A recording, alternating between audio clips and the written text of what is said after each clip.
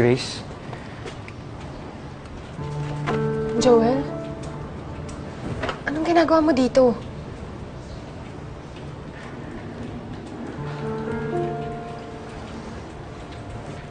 Gusto lang sana kitang kamustahin. Pasensya ka na, hindi ko maiwasan mag-worry. Nang makita kung paano katratuhin ni Edward.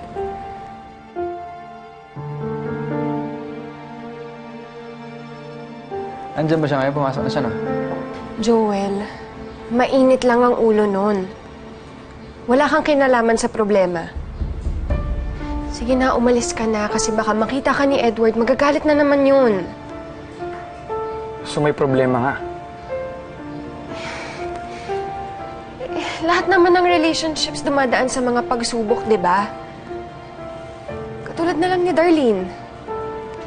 Nakiusap si Oliver na ayusin nilang mga issue nila. Pumayag siya. Siguro ganun lang talaga kapag mahal mo ang isang tao. Hindi mo bibilangin kung ilang beses mo siyang pagbibigyan. Grace, look at you. Kung kumilos ka, para ka na rin ng mga kliyente mo. Natatakot. Hindi niya justify ang pagkakamay ng kliyente niya. Ng taong mahal niya. You're acting like an abused woman.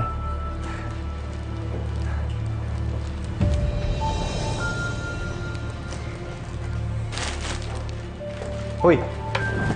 Ang ginagawa mo dito? Edward! Grace, bakit mo siya kausap?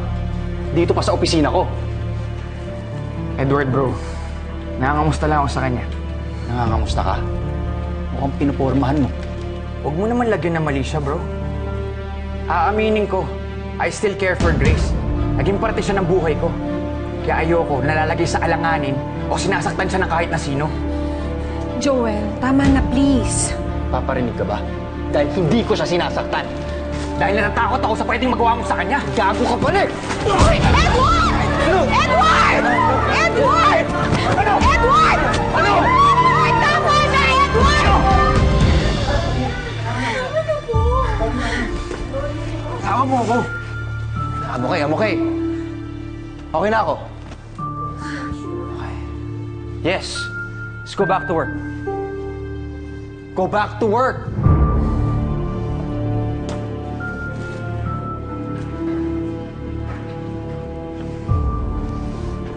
You know what? Grace is going to be my wife.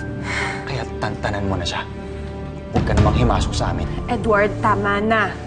Hindi ako katulad ni Grace na kayang paligpasin lahat ng kalokohan mo. Pwede kitang idemanda ng physical injury. So, Sumi, sino tinapot mo? Hindi ba talaga kayo titigil? Wala naman kayong dapat pag-awayan. Get the hell out of my office. Get out! Joel, please. Umalis ka na.